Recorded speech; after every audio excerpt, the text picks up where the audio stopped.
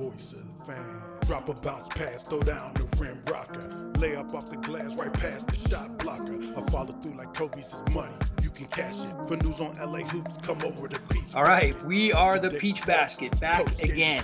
We're Voice of the Fan, home of fan experts. We exist to amplify the voice of passionate basketball fans worldwide. Tonight, we continue our NBA 2021-22 season team previews with the Philadelphia 76ers. The drama out of Philadelphia is unparalleled, and I'm excited to talk Sixers basketball. I'm joined tonight by Akeem Evans and Dom Taylor. Both are new contributors who'll be covering the Sixers with us this season. Guys, welcome. Thank you. I know you're both excited to talk Sixers basketball. Before we get to it, though, let me ask you, did you have a good off season? And are you ready to talk Sixers basketball? Yeah, there's a lot going on this summer with the Sixers, and I'm ready to chop it up. Right on. And Dom, I know where you stand on a lot of this stuff, but I'm excited to share your thoughts with everybody. You good? You ready to dive in? Yeah, ready to rock and roll. Let's do it.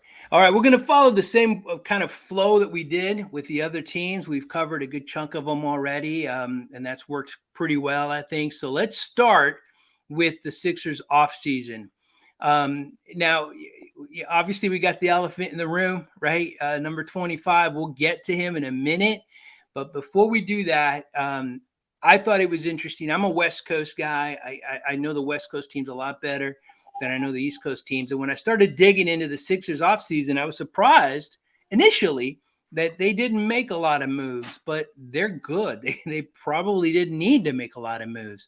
There might be the move that's forced on them. And again, we'll talk about that in a minute. But let's start with who was added. So Dom, I think you were taking that. So who's new on the Sixers this season? I think the offseason we added a few good pieces. We got our backup center on Andre Drummond, who's not a bad option as a backup center. I know last year with the Lakers fan didn't like him that well, but I think it's a good option. And out of Utah, we got the sharpshooter Georges Niang, who's a 40% three-point shooter in his career, and that's what we need with the spacing. We need spacing. I feel like he's going to contribute a lot off the bench. Nyang he's a good player. When I see him play against the Lakers and the Clippers, he'll come in and he just doesn't make mistakes, and he's a really good shooter. Drummond, I'm concerned about, and you mentioned, right, with the Lakers, he didn't have a great stint here. And I think a part of that was because he's just not used to not being the alpha, right? He was number 3 dude here, and he just never seemed to settle. Are you guys at all concerned? And Dom, I'll start with you. Are you at all concerned that he's just not going to settle into the bench role, which is clearly where he's going to be behind Embiid? I think he would exceed in that role just because he knows, what's going on, what's his role, and I think he will feed off of the energy that Tyrese Maxey brings, and I think he will feed off of the bench a lot, actually, more than what people would think. Nice. Yeah, that's a key piece. Go ahead. I think last year with the Lakers, he thought his role was going to be a little larger, kind of like the Dwight Howard role from the year before, but it didn't end up like that. So with Philly, he kind of understands his role. He's going to be that rebounder in the second unit. Yeah, it's a good call out. Whenever you join a team, 3/4 of the way in, it's hard, right? It's hard. It's like changing a tire, as the car is going down the freeway. And you're right, man, Akeem. I think you nailed it. I think he came in expecting one thing and he got another. Nice thing about him at Philly, Doc has had a chance, I'm sure, and the GM Morley. Am I saying that right? The dude from Houston. Morey, right? Thank you. It didn't sound right come out. Morey had a chance to sit down with him and tell him, listen, this is what we expect from you, which is going to help, I think, because he is a key piece, right? They need to spare Embiid. They need to be able to give him some time and not lose productivity. And when he's good, Drummond's good. I mean, he's a rebounding machine. So that's an interesting pickup. And they don't really have a lot of bigs outside of Embiid, so it's important to have him there because Embiid does get hurt. He hasn't played over 65 games ever. Wow. There's been a lot of talk about load management across the league. And I think people, when Kawhi first kind of coined the term, for lack of a better way of putting it, he kind of roundly mocked, right? But now I think NBA teams are starting to understand, man, these guys, we got to protect these players. You get a healthy team into the playoffs, that's all the difference. It makes all the difference. And so, yeah, you're exactly right. I think load management is going to be key, and making sure that Embiid, if they can get 65 games out of him this season, I think they'll be happy. They'll be happier if they get production those games he's not in, and that's where Drummond is key. All right, let's talk about who the Sixers lost. Who's out this season? So they lost Anthony Tolliver, Rajon Tucker, and George Hill. Anthony Tolliver is just a role player. He's kind of at the end of his career. George Hill is kind of a tough loss if Ben Simmons is not playing, because if you don't have Ben Simmons and you don't have a real point guard out there and a real playmaker, so you kind of need George Hill in that role. And so I guess they're hoping that one of the younger players like Maxey or Jaden Springer or Shake Milton can step up and be that playmaker. Yeah. In the absence of Ben Simmons, depending on whether he's playing or not, or who you trade for. Right. All right. Which is as good a segue as any, right? We don't have a section in these previews for drama. We talked about who's in, who's out, and then we get right into ceiling, what we think their potential is. But we can't talk Sixers basketball without talking Ben Simmons. So let me kick it back to you, Dom, for this, and then Akeem, you can chime in with your thoughts. What's going on, man? I'm not used to drama out of Philly. I'm just not. I'm an LA guy. The Lakers, they perfected drama. Philadelphia doesn't. This just doesn't happen. This is a weird situation. This is a guy in his prime who's getting maximum money, who's a unicorn. I mean, he's a unicorn. He's clearly got his flaws, but he's a unicorn. He's a unique basketball player, and Philly doesn't want him. His team threw him under the bus. His coach threw him under the bus. The alpha player threw him under the bus. Every interview I've read with or seen really with basketball fans out of Philly, they're all throwing him under the bus. They don't want this guy. What's going on, and how does it end? I hope it ends soon. The Ben Simmons experience needs to be over. Yeah. You got a guy who people are saying on national TV that he's a jump shot away from being LeBron 2.0. And for the last 3 years, he doesn't put in work. You see his Instagram videos of him taking jump shots. Yeah. Why can't you just translate that to the NBA game? It's not like the organization is asking him for to do hard things. We're just asking him to shoot at basketball. If that makes sense. It makes sense, and that's kind of the game, right? I mean, that's kind of the key. I was talking to somebody, I don't remember who, or I give him credit, but we were talking about the things that you can teach an NBA player and the things that you can't, right? You can't teach height, right? You can't tell somebody to be taller. You can't really tell somebody to want to be better, to have that kind of that energy. There's some people that are just built with it. Kobe coined the Mamba mentality perspective. Some people got it, some people don't. Some people are tall, some people are short. The things you can't teach, but you can teach a jump shot. You can teach somebody to shoot free throws better. It takes a ton of work, right? It takes time. It takes taking 1,500 shots a night. And when I look at Simmons, I just think, why hasn't somebody got a hold of this guy and gone to the gym with him and helped him on his shot? Or has it happened? I mean, is the problem Ben Simmons, or is the problem that he just can't? Is it mental? I don't know. Akeem, you got any thoughts? I don't know. Yeah, I would actually say Ben Simmons threw himself under the bus, because for the past 3-4 years that he's been playing with Embiid, every year Embiid is adding something to his game so that he could fit with Ben Simmons. He added a 3-point shot. He perfected the pick and roll and pick and pop. He can dribble out of double teams and make an assist. And the reason that he's in double teams is because Ben Simmons' man is in the paint all the time. Yeah. So if you're Embiid and you're the best player on the team and you're doing all this to fit with Simmons, but Simmons in 4 years hasn't improved at all, has never changed his game. You know, I'd be upset too. And then every year you have coaches, they say Ben Simmons is going to shoot the ball, then he doesn't, and then they have to make up all these excuses in their press conferences and everything and look stupid because Ben Simmons is not coachable. Wow. He's not. I was just going to ask, Dom, is that what it comes down to? Because I heard the same thing more than once. Dom, what do you think? He not coachable? Yeah, not at all. You just look at the history.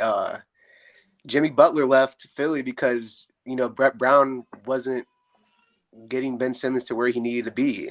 And we brung in Doc Rivers to hold Ben Simmons accountable, and he's still not taking jump shots. I don't think he's coachable. Good luck to whoever is bringing him in. All right, let's go there then. Akeem, I know you've got an article we're going to release as soon as this show is over. You've got what I think is a pretty intriguing trade.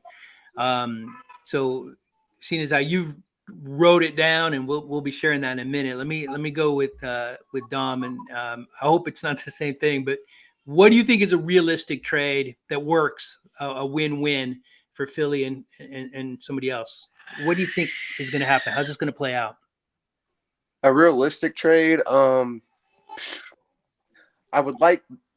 I know the Kings are interested. I would like Buddy Hield in a package. I feel that'd like be nice.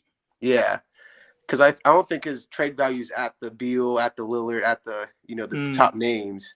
But I think you can get a couple of shooters, more floor spacers for Embiid in a package. I know one of them is Karis LeVert and Brogdon. I would pull the trigger on that.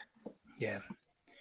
The problem, right, is you don't trade players, you're trading contracts, right? And Simmons' contract is just a monster, right? And so you've got to bring back the same amount of money you're dropping off. And as good a player as Hield is, and he's a great piece, he doesn't make that kind of money. So you'd have to bring in other people, right, from Sacramento. But yeah, that's intriguing. I hadn't heard that before. Akeem, I know you thought this through. What do you think is a good destination for Simmons? The trade I was looking at, really from the perspective of Philly wants to get one of the biggest stars out there. So really the two main guys are Bradley Beal and Lillard. So the trade I was thinking is Beal to the Sixers, Simmons to the Pacers. And so this is a 3-team trade. And then the Wizards would get Sabonis, Maxey, Jeremy Lamb, and 2 first-round picks. And the reason I thought of this way, if you're the Pacers and you trade LeVert and Brogdon for Simmons, well, then you're kind of trading away a lot of your shooting. And ideally, if you're trading for Ben Simmons, you want shooting around him. So why not move on from Sabonis and just build your team with 4 shooters around Ben Simmons as the Pacers? And the Wizards, you get a couple of first-round picks. You get Sabonis, who's a few years younger than Beal, to build around, and he's on a closer age to the rest of your team. With you have a lot of young players with Rui Hachimura and the Israeli guy they drafted last year, Deni Avdija, and the rest of their team. So it'll kind of reset their timeline a little bit because they're years away from being a championship team, that Wizards team. So you might as well rebuild. Yeah. When I look at that trade, I think the only questionable piece is Washington. But you make a great argument, and they've gone as far as they could with Beal. I think, and the pieces they got back, Kuz in the offseason, they brought in Kuzma and KCP, Trez. These are good players, but they're role players. The best the Wizards can hope for with that team right now, is probably inching in, maybe making 8th or the play-in tournament. That's it, into the playoffs. Yeah. So that there comes a time in every NBA team, every franchise, where you just got to say, okay, it's time, and this is a good start over when you got 2 first-round draft picks. Plus, obviously, you're keeping your own. That's healthy. I think there's some real value there. So we'll be posting that article if you want to read the details as soon as we hang up this call. All right, interesting. Certainly hope that things pan out for Ben Simmons. I think his first game in Philly, should he be there, is going to be absolutely brutal. I know you want to be there, Dom. If you do, let us know. And be nice to him. Be the one guy who's nice to Simmons. Can't. He tricked me for 5 years. I will not be fooled again. I feel you. It was worth a shot. I tried, Ben. I tried. All right. Let's go on and talk about ceiling. Now, what's interesting about this question is, and that's why we put the question mark in the picture you're seeing here. If you happen to watch this video, not the audio, we don't know which Sixers team is going to play this season. We just don't know, right? Is Simmons going to stay? Talking to Dom a little earlier today, and we said I think it's one or two things are going to happen. Simmons is going to. We know he's back. He's going to start. He's going to somehow fight through this, and they're going to go 20-2 out the gate because this is a good team. I wouldn't be surprised if that happens. Now, if that happens, obviously they're not trading him. They work things out. The flip side of that is, it's a toxic environment. He doesn't respond well under that kind of pressure. They stagger out of the gate, and then they're going to let him go quickly. They're going to just find whoever's willing to take him at that point. So we don't know. It's hard, I think, to ask you guys what the Celtics, what the Sixers ceiling is this season. But I'm going to ask you because we've been asking everybody. So, Keem, we'll start with you. What do you think at the end of the season, where are the Sixers going to land? And this is with the current roster? Let's go with that. That's fair. Yeah. With this current roster, they're at best going to be the 4th seed. I think you're going to have Brooklyn, Milwaukee, and Atlanta as the top 3 seeds. Atlanta, really? Wow. Yeah, I think Atlanta was just on a roll last year. If you look at their record after they got Nate McMillan, they were one of the best teams in the league and one of the best offenses. Facts.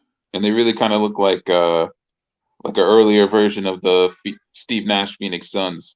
That's the vibe I was getting with that team. So nice. I think they're going to be in that 3rd seed.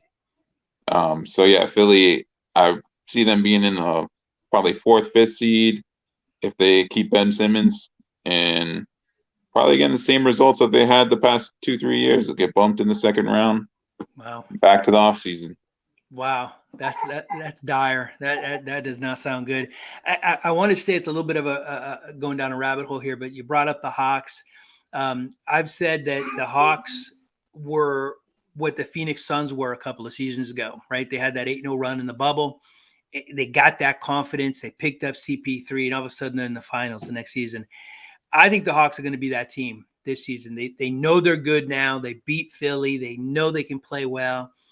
So yeah, I'm 3 is kind of high, but I wouldn't be surprised. This is a good basketball team. And while we're on that subject, we don't have somebody covering the Atlanta Hawks. So if you're watching this and you're a Hawks fan, go to our site, click right with us, and let us know. We'd love to have you come on board. All right, Dom, you're up. What do you think the ceiling is for this basketball team? My prediction is with Ben Simmons, they're a 2nd round exit again.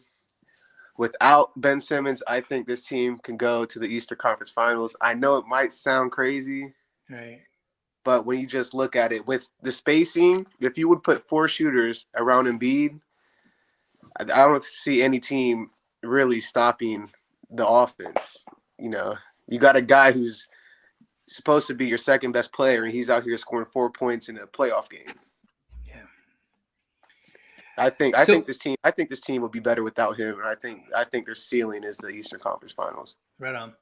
And yeah, that was the thing I wanted you to say, because that's bold, right? This team is better without Ben Simmons, and we don't even know who they're going to have in his place, but you don't even care. I get the sense you don't care. They're just better without him. Yeah. Wow. He's over it. He's over it. He's over it. He is done with the Simmons experience. You can say he brings defense, I guess, but Matisse Thybulle, he was 2nd team all defensive, and he played less than 20 minutes a game. Yeah. So I don't think we're losing too much defense. Yes, we're losing his facilitating. Hopefully Tyrese Maxey can facilitate the ball at some, average point. But I'm over it. All right. Over it. Right on. Okay. Well, let's move on. So we got ceiling. Again, this one is also kind of a weird question because this is a team in turmoil right now with a lot of drama. So asking you what the biggest concern is, I think right now it's self-evident, right? It's got to be Simmons. But as Simmons aside, right? Let's say that issue gets resolved. They come out of the gate 20-2 and everybody loves him again, or he's traded for fill in the blank. What is the concern for the Philadelphia 76ers as a franchise outside of Simmons? Akeem, what do you think? I would say is the playmaking from the point guard position. With Simmons out, you're relying on Shake Milton and Tyrese Maxey, who really haven't played a lot of minutes, especially in clutch time. So just getting someone that can actually play make for other guys and make them better, you're risking a lot there. So that would be my biggest concern. And the lack of depth in the post as far as the power forward and center positions. They don't have a lot of rebounding outside of Drummond and Embiid. Got it. All right. Dom? Yeah, I agree. The lack of playmaking, and I can speak for a lot of Sixers fans. We're concerned about Doc Rivers. He has a history of blowing leads. Last year he blew another lead.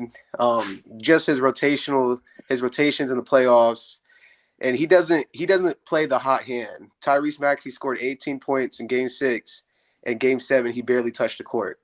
Yeah. So it's I don't know. Doc Rivers is definitely concerned. Doc's an enigma, man. Yeah, Doc's the only coach in NBA history to lose a 3-1 lead, not once, not twice, but 3 times. He's it happens once, fine, right? It happens twice, you start to question it, but it happens 3 times, and you just wonder, what is it about the coach? It's just so weird. But yeah, I definitely understand that. It's an interesting concern. Yeah, and I don't know. I mean, the other pieces you could fit in, right? The midseason trade, you could bring in somebody. I think somebody like Ricky Rubio might be available. Who'd be a great. He's a phenomenal playmaker. I think he'd be a great fit in Philly. And Morey's good at that kind of stuff. He'll bring in players, but the coach, right? The only way to let go of the coach is to let go of the coach, and that always comes with its own kind of issues. But yeah, Doc, I think, is on thin ice. We've got enough history now to know he won that championship with Boston. But ever since then, great regular season runs. Generally, he's got great teams, but the playoffs are a different story. All right, let's finish with this. Again, we've been asking everybody, and it's an interesting question with this team again in turmoil. I know I'm repeating myself, but what's a bold prediction for these Philadelphia 76ers? Akeem, we'll start with you. All right, my bold prediction is that Joel Embiid wins the MVP and Defensive Player of the Year, which would only be the 3rd player in NBA history to do that. Michael Jordan and Akeem Olajuwon were the last 2. And so I think he's got a shot at it because he was 2nd in MVP voting last year and 6th in Defensive Player of the Year. So he's right there for both categories. That'd be elite. I mean, that would be amazing. He's got a game like Akeem Olajuwon had. Yeah, he's got the footwork. 100%. So that'd be amazing. That's a great prediction. Sadly, it might take that kind of performance, right, to get this team a little further than they're used to going. That's a great one. I like that one. And I think there's a good chance that happens. Dom, what's your bold prediction for the Sixers? I kind of have 2. My first one is that the Sixers will be better without Ben Simmons. And the second one is, I think with the amount of spacing Joel Embiid will get this season, I think he will have one of the most dominant seasons out of the center position, I would say, since Shaq. Just because, I mean, he was MVP caliber without a point guard that could run a pick and roll with him. I mean, they haven't been able to run a pick and roll in forever. Yeah. So I just think with the spacing, I think he's due for a big season. Now, is that prediction contingent on Simmons getting out of there, or can Embiid have that kind of dominant performance with Simmons? Yeah, this is with Simmons out of here. Okay. Yeah. Right. All right. I thought so. I just want to make sure. Yeah. Outstanding. All right. Well, this was fun, man. I love talking basketball in general. I love talking about the teams that I don't know as much about, and I learned a lot about the Sixers tonight.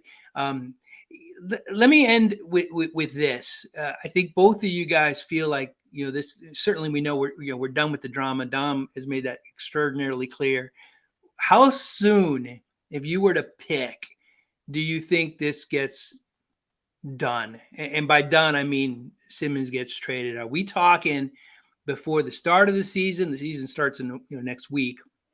Are we talking before Thanksgiving, before Christmas, or are we going to have to wait until the trade deadline?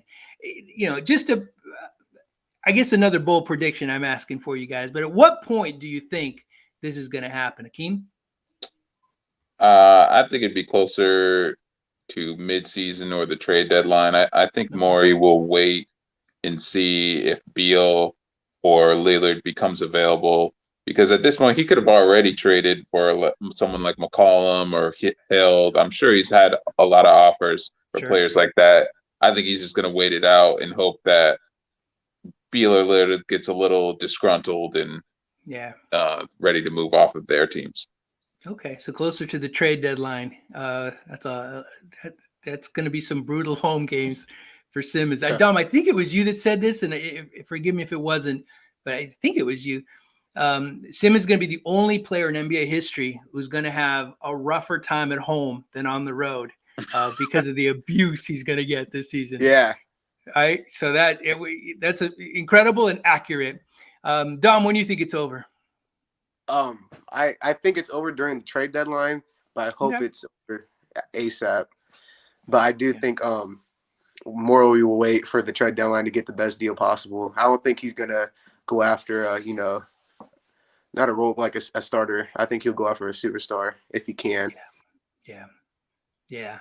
Outstanding. All right, so you guys are thinking he's going to be patient and wait this through. We'll see how it plays out, man. It's fascinating, honestly, and I don't think we've ever seen anything like what we're seeing with a player his caliber out of Philadelphia. It's going to be fun to cover them this season. I'm excited for both of you. Can't wait to read both of your stuff throughout the season. And as soon as we finish this, like I said, we'll post a couple of things that Akeem has written. So make sure you take a look at those. Thank you to both of you. Thank you to all of you who watched, who listened. Once again, we're thePeachBasket, voice of the fan, home of fan experts like these two guys. We exist to amplify the voice of passionate basketball fans worldwide. Our preview is going to continue. We've got the Hornets up next. I think date is still TBD, but the Hornets are going to be an exciting team, and I'm excited to talk Hornets basketball with them, with you guys and our lead writer for the Hornets, Andrew. Hopefully coming up in a couple of days. Appreciate your time. Thanks very much, Dom, Akeem. We'll talk soon. The voice. All right, thank you. Have a good one. Drop a bounce pass, throw down the rim rocker. Lay up off the glass, right past the shot blocker. I follow through like Kobe's is money. You can cash it. For news on LA hoops, come over to thePeachBasket. Up-to-date sports, post-game reports, debates and play-by-play coming straight off the court. The voice of the fan making noise, causing havoc. Zone a man up, you can ask PeachBasket. The PeachBasket, come and tune on there. The PeachBasket, where the news begins. We're dropping news like we're in the stands. Creative views from the average fan.